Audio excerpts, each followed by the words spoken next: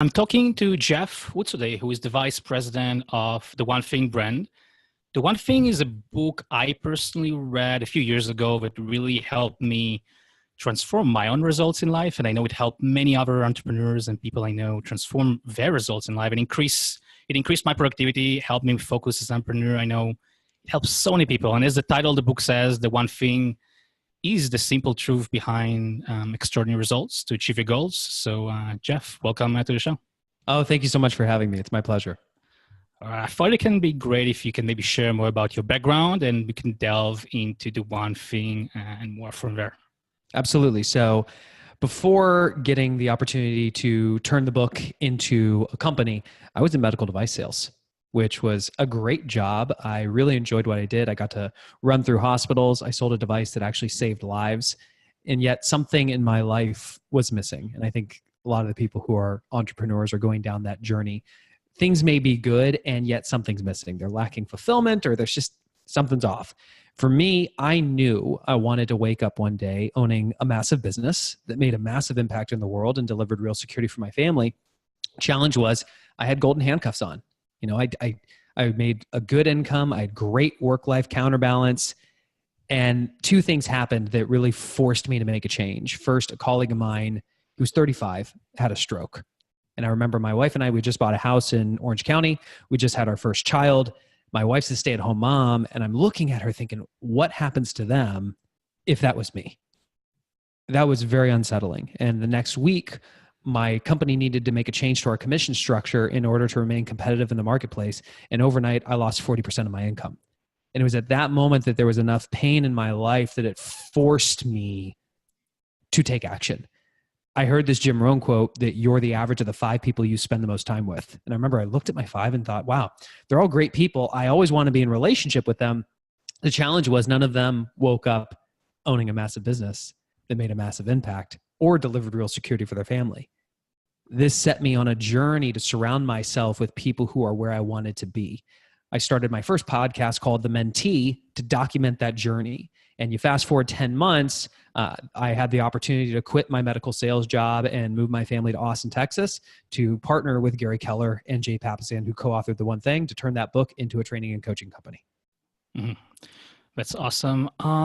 I guess it's a great segue to jump into the one thing and hear more from your end. Like, what it maybe is like someone who is listening in didn't read a book or didn't hear the concept, and even if someone did, like, what's the one thing? Sure. And what is this single truth which helps to extraordinary results? Well, I'll ask you, have you ever had one of those days where you worked really hard, you were really busy, and you looked up at the end of the day and you thought, I was busy. Did I get anything done? Too many of them, to be honest. The one thing is the surprisingly simple truth behind extraordinary results. Extraordinary results does not come from doing more. It comes from doing more of what matters most. The challenge so many of us feel is that there are so many things that we feel like we need to do, and there's not enough time in the day. And it's turning it on its head. It's the 80-20 rule on steroids. The idea that 80% of your results come from just 20% of your activities. We believe that is a foundational law, just like gravity. And we take it to a next level. What's the 20% of your 20% of your 20%, to the point that you identify that lead domino, that if you just knocked that single domino down, every other domino would fall. Mm-hmm. All right. Do you have more examples of how one can use this in their lives to? Sure. Absolutely. So I learned the number one lie of productivity that Gary and Jay write about in The One Thing is the lie that everything matters equally. I don't think I've spoken in front of tens of thousands of people, and I've always asked, how many of you believe that checking your email matters equally to planning your weeks? How many of you believe that sitting in meetings matters equally to engaging with your most valuable customers? Nobody agrees with that. They all believe that planning matters more than email, or engaging with your customers matters more than meetings. Yet if we followed them around with a camera, what would their actions tell us they think is more important? People go through their days reacting to everything that comes into their world, and they say yes to everything else and end up saying no to themselves. I learned this the hard way in my first 90 days of starting this company. I had to present my business plan to Gary and Jay, and get their approval. Now you have to consider I'm fresh out of medical sales. I've never run a company before. And I'm really intimidated because Gary Keller started Keller Williams. It's the largest real estate company in the world. The guy is a titan of the real estate industry. And I have to get him to buy into my vision? That was super intimidating. And I remember I walked into our boardroom and I handed each of them a single sheet of paper. It's called a GPS. It's a one-page business plan because it's really tough to be on the same page if your plan doesn't actually fit on the same page. I handed them each the GPS. At the top, there was a big goal, and then there were 3 priorities. The 3 priorities that if we just accomplished these 3 things throughout the year would make achieving the goal easier or unnecessary, and they were ranked in order of priority. Gary and Jay started asking a bunch of questions about priority number 1. I answered the questions. I said, are we good? They go, yeah. And so I went to number 2. And pretty quickly, Gary started going and asking more questions about number 1. In my mind, I was thinking, oh, he must have just forgotten. I'll just answer him and we'll get back to number 2. So I answered him. I go, we good? He goes, yeah. And I finish up number 2 and I start talking about number 3. What do you think Gary does? He went back to number 1. Yeah. He started asking more questions about number 1. And I remember at this point, have you ever seen Meet the Parents, the movie? I did, yes. Yeah, you know the circle of trust? I don't remember if it's from the movie. Okay. I just remember something funny. I remember feeling like I was not in the circle of trust. There was clearly something going on that I was not connecting. I just answered the questions. I said, Gary, we good? He goes, yeah. And so I start talking about number 3 for probably no more than 10 seconds before he stops me a final time. And he asks, do you need to do number 3 in order to do number 2? I said, no. He said, do you need to do number 2 in order to do number 1? I said, no. He said, then do me a favor, draw a line between number 1 and number 2, or even better, just rip the page in half. Don't even think about number 2 and number 3 until you've earned the right to by mastering number 1. This is what it really looks like. When you think about your life, if you think about all the things that are on your list, the things you got to get done today, this week, this month, it can be overwhelming. But there's a very simple truth. Until your number 1 priority is done, everything else is a distraction. Mm-hmm. Mm-hmm.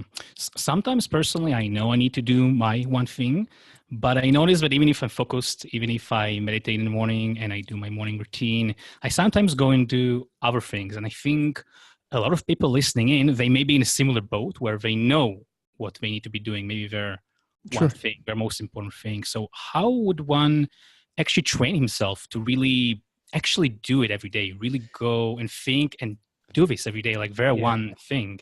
So there was a lot of research that went into the book. Over 5 years of research went into writing the book. And there was one study that we looked at where they looked at 248 people. They divided them into 3 groups to see how often they would exercise. Group 1 was the control group. They just said, hey guys, over the next 2 weeks, exercise as much as you can. And then they handed them a chapter of a completely unrelated book and said, go on your way. Then there was the motivation group where they said, exercise as much as you can over the next 2 weeks. They handed them the chapter of the book, but then they handed them a pamphlet on the benefits of exercise and all the good things it would do for you. And they sent them on their way. The third group was the intention group. They were told to exercise. They were handed the chapter of the book. They were given the pamphlet. But the difference with this group is they had to create a time block. They had to choose a date, a time, and a place that they were going to exercise, and they sent them on their way. What really shocked the researchers were the people who time blocked their one thing. They were more than 3 times likely to get it done. For most of you who are listening to this, I bet if I was sitting by you, if I was coaching you and I made you open up your planner or your digital calendar and asked you to show me what was scheduled for this week, we probably would not see time blocked for the things that matter most. Mm-hmm. Mm-hmm.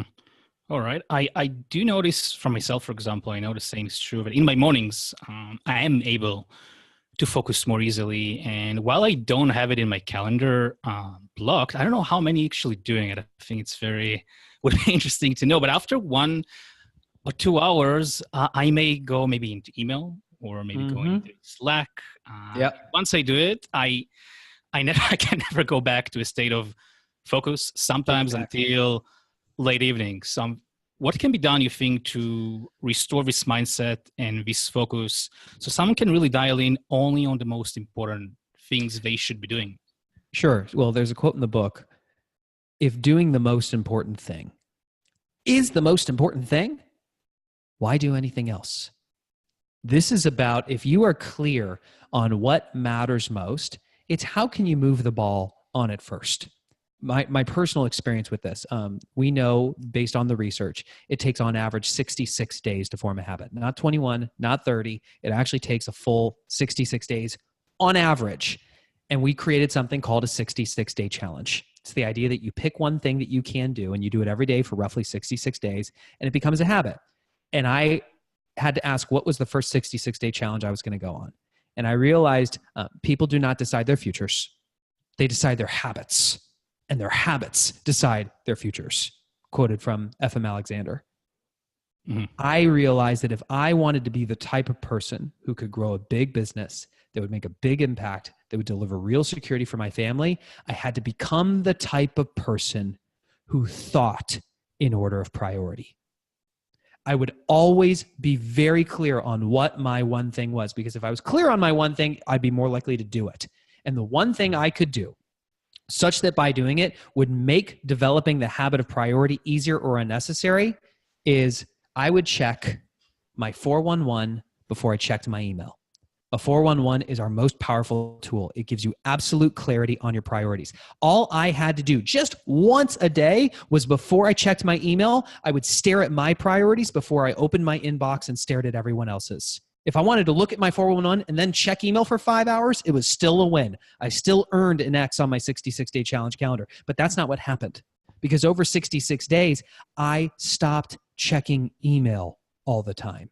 It's now at the point where I get this visceral, gut-wrenching feeling when I go to open my inbox, because I just know nothing that is that important is sitting in there. It's just stuff that's going to distract me. If it's really that important and somebody emails it, they're following it with a text, or they're calling me, or they're hunting me down. But my priorities live on my 411, and I carry it with me everywhere I go. And by the way, for everybody, we mentioned 3 tools: a GPS, a one-page business plan, a 66-day challenge calendar, the 411. If you guys go to theonething.com, that's the one thing with the number 1 URL, click on free stuff, you'll see it all there. Mm-hmm. You mentioned that habits is what you want to form, and take 6 days to create a habit. So which habits you created which helped you kind of integrate the one thing in your life? Or maybe even what are the most common habits maybe someone needs to create to actually implement this thinking in their life? Well, we'll take a different approach. On page 114 of the One Thing, we have what's called the 7 circles, the 7 most important areas of your life, and I'll list them for you. Spirituality, because every single one of us is going to ask, why am I here? Your physical health, because if you don't have your body, where are you going to live? Your personal life, the things you do for yourself personally that make you the best version of yourself. Your key relationships, that's all the relationships you have. You have your job, meaning the things that you do for your individual roles and responsibilities. You have your business, meaning if you're a business owner, your one thing for your job is different than your business. But if you're just an employee, it's what's the one thing you can do for the business overall? And then your finances. So spirituality, physical health, personal, key relationships, job, business, finances.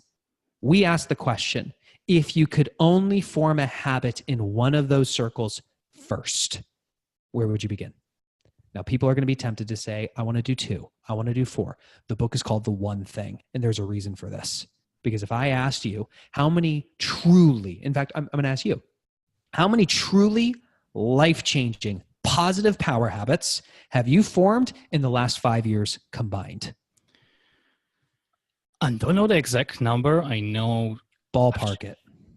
And I'm not talking about little habits. Truly life-changing, positive power habits in the last 5 years combined. I'm thinking it is towards the 25. It needs to ballpark it, which is really falling down under the 66. So then you are you more think or less like a ballpark. You think you have formed 25 life-changing positive power habits in the last 5 years combined? I'm pretty sure it may be less, maybe more. I've been doing personal. You're exceptional. You're exceptional. I've asked this at this point to probably 15,000 people. The average is between 0 and 2. 0 and 2. For me, it was 2. Prior to getting into business with Gary and Jay, it was 2. And that's because I told myself the story that I had to form a habit around health, and I had to transform my marriage, and I had to scale my business, and I had to get better with our finances. And I tried to do it all every single day. And if I missed one of them, how do you think I felt? Probably not the best. Like a failure. And what we know is that when people set the bar too high and they start to feel like a failure, they eventually give up and quit. So you start with one of the 7 circles and you ask the focusing question of the book. What's the one thing I can do such that by doing it, everything else would be easier or unnecessary? And you find an answer, and then you ask it again, and you ask it again and again and again until the answer is so small that it's a 2-inch little domino that you absolutely know you can knock over. Mm-hmm. Do you think it's possible to focus on 2 things? Now I have to ask it. I know. No. The 2 things at the same time? Not in the same time, but maybe in a time frame of a day or a week or a month, using the one thing principles. Would it have to be doing one thing before moving to another, or doing 2, 3, 4 in the same day? What's the smart thing to look at it maybe? Success is sequential, not simultaneous. It's one thing at a time, over time, that leads to extraordinary results. It's not everything at once. Here's one of the greatest misunderstandings of the book. We all have more than one thing. Your one thing for your spirituality might be different than your one thing for your physical health, might be different than your one thing for your personal life or your relationships, your job, your business, your finance. I got a lot of one things. And in the moment, there is one thing I can do that makes everything else easier or unnecessary. Right now, that is truly being present with you and giving this conversation everything I've got, because I know this is the most important thing I can be doing right now. It's why I said yes to it. And when this ends, my one thing will shift. It's a matter of, in any moment, are you clear on what matters most, and are you investing your time accomplishing that one thing? Mm-hmm. So it's okay for someone to have even 10 one things a day, but in a time block of 15, 60 minutes, they can focus only on that thing, or is it like not the right way? Well, we would encourage you to approach it differently. When it comes to time blocking, we encourage you to have large blocks of time. Gary would tell you you should have 4 hours a day time blocked for your one thing. Give the majority of your time to the things that are going to produce the majority of your results. So I would never tell somebody to do 15 or 60-minute time blocks. What I would say is think big. Think big about being the type of person who can live the surprisingly simple truth behind extraordinary results, and go small. Can you prove to yourself that you can move the ball on your one thing before you check email, before you sit in a meeting, before you react to somebody asking if you've got a minute? Just start there and track it for 66 days until it becomes a habit. What do you think are the biggest mistakes people usually do when applying the one thing? I know many people can read the book and then for years they will go back to it or hear the concept again. Other mistakes you see more often than not, people doing it, maybe not understanding correctly the book or the principles? Yes. The biggest mistake is people think big and they act big. They think big in terms of their vision, their goals, what they want to do with the one thing, and they try to act big by doing it all. This is the mistake I see every time I walk into a company to do a corporate training. They think they have to do everything. No. How many things do you think we want them to start with? One thing. One thing. And I will challenge you, the person who's listening to this, out of everything you've heard in this episode, if you could only implement one thing, what would it be? What would be the one thing that you could do such that by doing it, everything else would be easier or unnecessary? Start there. Make that the measure of success. For you, it might be before you check your email today, you ask yourself the question, what's my one thing right now? And that would be the win for the day. Because if you did that every day for the next 66 days, you would develop the success habit, which was almost the name of the book. If you flip the book over, did you notice that there was a question mark instead of testimonials? I don't remember. Every book out there, they put all these testimonials on the back cover. We didn't do it because when we asked the question, when someone finishes reading this book, what's the one thing we want them to do? We wanted them to develop the habit of asking, what's my one thing? Mm-hmm. I find specifically in 2019, there are so many distractions. If you think about it, like you have social media, email, Slack, project management, and the list goes on and on. I think it's one of the biggest, what's the right word? This blocking you to do your one thing, basically blocking you to really be focused. And Sure. when you have your phone, I'm wondering maybe if you can talk and share some suggestions for how to stay focused despite all of these distractions which are coming over. I remember being in my partner, Jay Papasan's office. He co-authored the book. And I remember him very distinctly saying, I refuse to teach the world that I am responsive to the channel of email. Meaning his inbox is not always open. Mine's not open right now.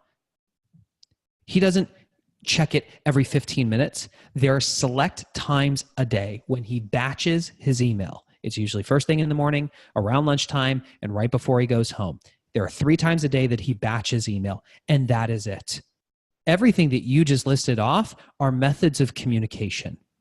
They're methods where you, or tools that allow you to connect with others. What we don't realize is because we don't create rules or limitations around how we use these things, we unintentionally train the world that we are always responsive to everything. This starts by you first and foremost realizing that when you are saying yes to all those channels, what are you really saying no to? Yourself. It starts by saying yes to yourself first. So I would ask the question, do you even need to open your email inbox before you move the ball on your one thing? Does Slack even need to be open before you move the ball on your one thing? Do you need to go into Facebook Messenger, Twitter, Instagram, any of those channels, your project management, before you move the ball on your one thing? Just don't even open them. And you don't earn the right to open them until you move the ball on the thing that matters most. Mm-hmm. And after someone did move the ball on their one thing, let's say they did have a long time, block of time, would that be okay jumping into those distractions? And you already won the day. You already earned an X on your 66-day challenge calendar. Mm-hmm. Remember, where I started, my 2-inch domino, my lead domino was, could I check my 411 before I checked my email? Could I just look at my priorities before I looked at everyone else's? I didn't have to even take action on my priorities. I just had to look at them.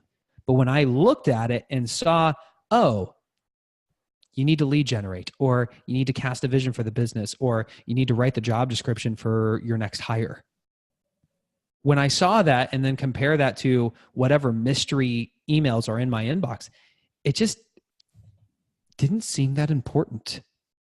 You start to realize pretty quickly when you live what we're talking about here that it's a minority of the things that really do produce the majority of your results. Just invest your time there more. Mm-hmm. I have a similar question regarding goal setting. It's something which we got something to say about that. That's good. I want to hear it. In every beginning of the year, I set goals. Everyone usually sets goals towards December and January. Now, I personally, for example, I set a few goals a year. So I have 4 goals, like top goals. I don't do more. Now, what I'm kind of thinking, if I should only have 1 goal or less, or no, not necessarily. So what I'm doing is I'm pulling out something to show you. So first and foremost, I have to walk you through our goal setting framework. Okay. Let's look for it. The mistake people make setting goals is they set them looking forward. If I asked you to trace back to think how you got here today, you might think, well, I clicked play on the podcast episode, and before that, I woke up this morning, and before that, I found the career that I was in, and before that, I was in school, and before that, I was a kid. Like, when you imagine your life looking backwards, it's a straight line. When we look forward, though, it's not a straight line. We see all the things that we could do. Most people set goals by asking, what do I want to accomplish this year? And they see all the things that they could accomplish. And on such a short term, a year is really a short frame when it comes to time. You don't know a priority from a distraction. I'm going to repeat that. On a short term, you don't know a priority from a distraction. Imagine, where are you right now? Geographically? Geographically in the UK. In the UK. Okay, I'm in Austin, Texas. If I hopped on a one-way flight from Austin to the UK and my plane was off 10 degrees, where do I end up? In a very different location. In a very different location. That's what happens with our lives. When we just set our goals looking forward, we see all the things we could do. On a short term, it doesn't look like that different. But if you extrapolate that out over 5, 10, 20, 50 years, you end up living a massively different life. The thing that I have learned being in business with Gary Keller is the way billionaires set goals is they time travel. They imagine their life someday from now. And based on that, they imagine what it would be like to turn around and trace back how they got there. What did I have to accomplish 5 years to be on track for my someday? And once they get clarity on what they think they need to accomplish in 5 years, what do I need to accomplish this year to be on track for my 5? And once they get that clarity, well, what would I need to accomplish this month to be on track for my year? And based on that, what do I need to accomplish this week to be on track for my month? And when you goal set to the now, which is what we call it, all of a sudden you see all the distractions versus the true priority. You with me? Yes. So when we goal set to the now, we got lots of goals. Like I'm literally holding up right now my someday goals. This is my vision for my life 20 years from now. And I've got 5 goals for my family. I've got 4 goals for relationships. I've got 2 health goals. I've got 6 financial goals. I've got 6 business goals. Like I've got a lot of goals.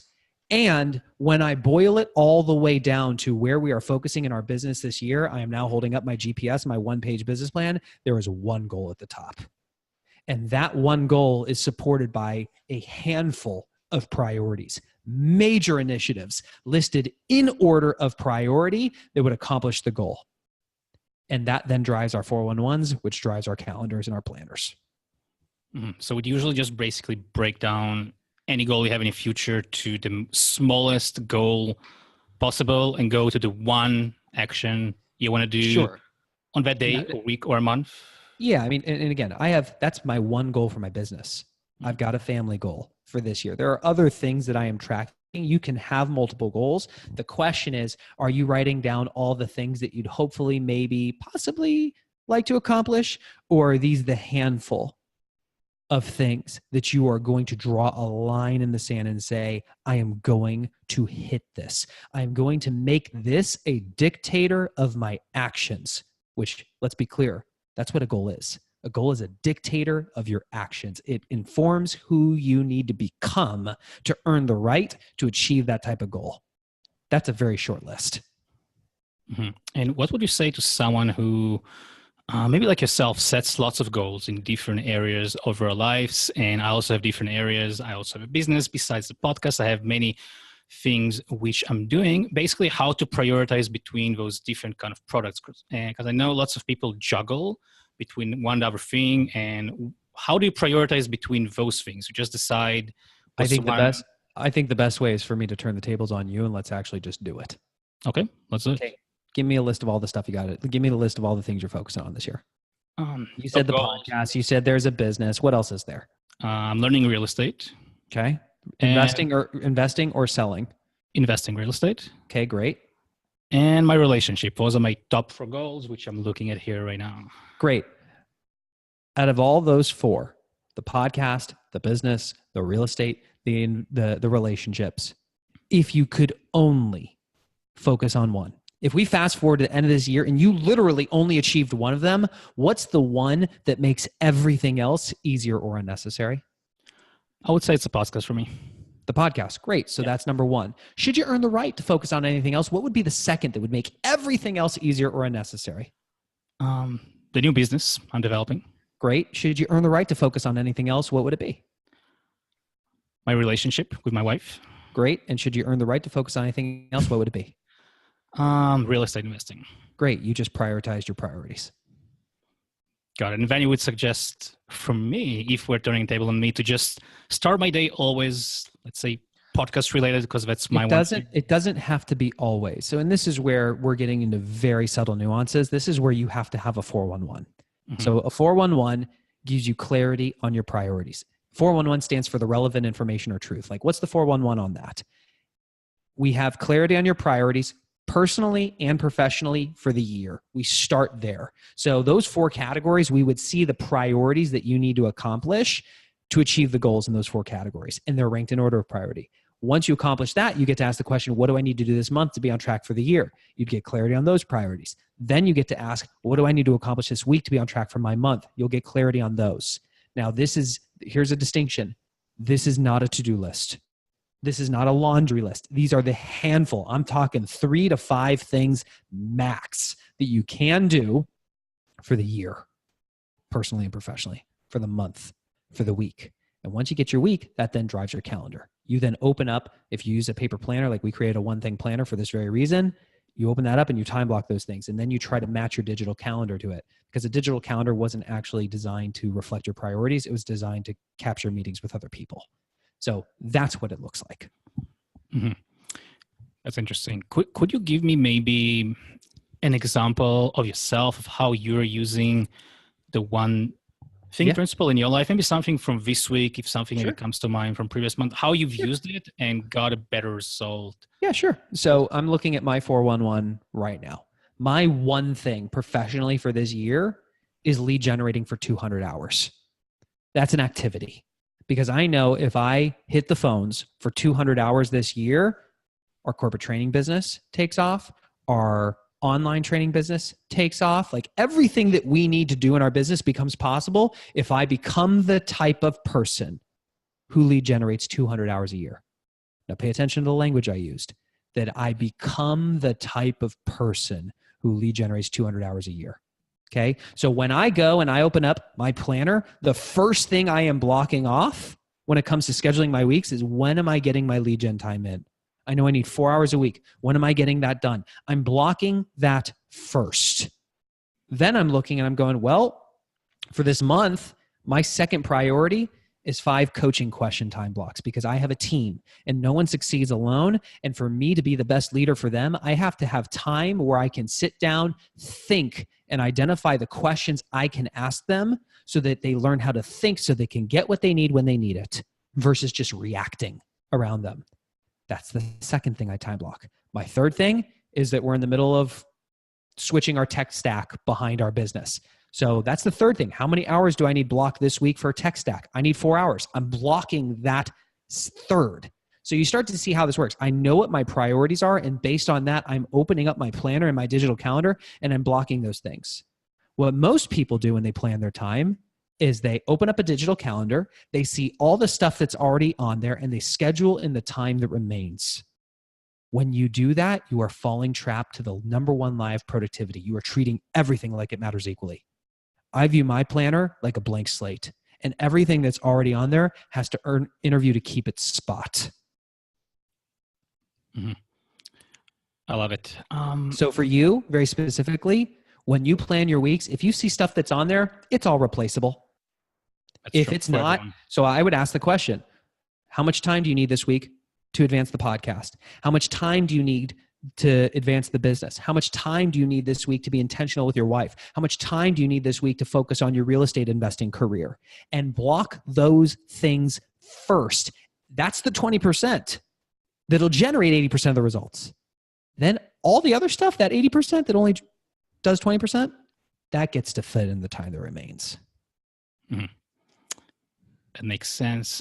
If someone is listening in and they're not necessarily an entrepreneur, have a business, I'm wondering if you quickly can talk to them. Maybe have a regular job. Like I'm just thinking like a customer support person. How can they use those principles if they're being thrown as well a bunch of tasks to do it? Maybe they're less goal-oriented. Maybe I'd say 40% of our audience, they're employees.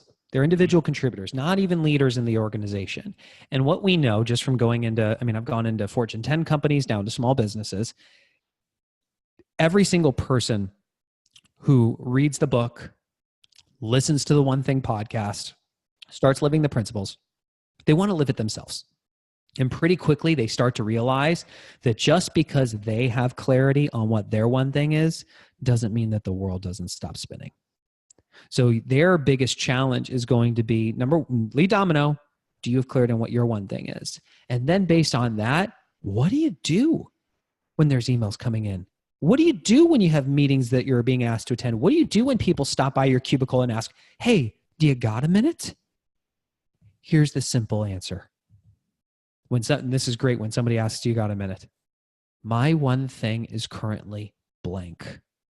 I'm hearing you say that you need help with this. Which is more important? The one thing is the ultimate language of respect, because when a corporation starts to live these principles, you inherently understand that your one thing is not someone else's one thing. And that right there, that's respect. Now you get to have a conversation about how do you both support one another in achieving your goals. Mm-hmm. I like putting other people with her to support and being accountability partners. That's good. Yeah. I have a question. How many years are you working with Gary and Jay? A little over 3 years. And I wanted to ask, what are the biggest lessons you learned from surrounding yourself from them? Yeah. A few. I thought you can learn a few great things from them. Oh yeah. The greatest gift of being around Gary is the gift of thinking bigger. When before I even presented the business plan, like I just had to kind of sketch out what my vision was, and I got in front of a flip chart and I started drawing out all the things that we were going to do when the company was fully built out. And I remember Gary looked at me and he goes, "Yeah, Geoff, that's really good. But how is that going to take down Amazon?" And I was speechless. I just stood there staring at him like a deer in the headlights. And in my mind, it clicked. He's not legitimately asking us to go and build a business to compete with Amazon. That's not our one thing. What he was saying is, you thought you were thinking big. Now go think so big that what you're presenting me could actually take down a titan of their industry. Here's a great question. We ask it all the time. It's written in Sharpie on my partner's Jay's whiteboard. What's the business that's going to put us out of business? And how can I build it first?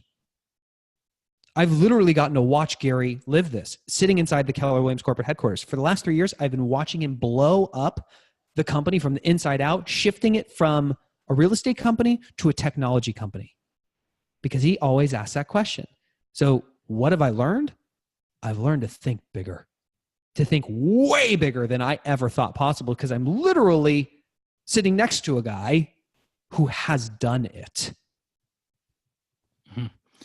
I love it. It's a great lesson, and it comes down to what you said, surrounding yourself around 5 people, and the average of those 5, you're basically becoming that person. That's great. What would someone listening in right now, if they never read The One Thing and they're hearing this conversation between us, what is the next thing they can do? Will they just buy the book? Is there like specific training, which would be like a good next step for someone who want to delve deeper into this? So we are not prescriptive to that level. So what I'll do is I'll share a variety of options, and then I'll ask you, of all of them, what's the one thing you can do that would make everything else easier and necessary? The book is one of the highest rated business books of all time. So if you have not read The One Thing, consider doing it, whether that's reading it in paperback or listening to it on Audible. Listen to The One Thing podcast. We do a weekly episode to keep your mind, like you're probably sitting here and your mind's starting to get a little bit blown. It's getting stretched. Imagine that every week.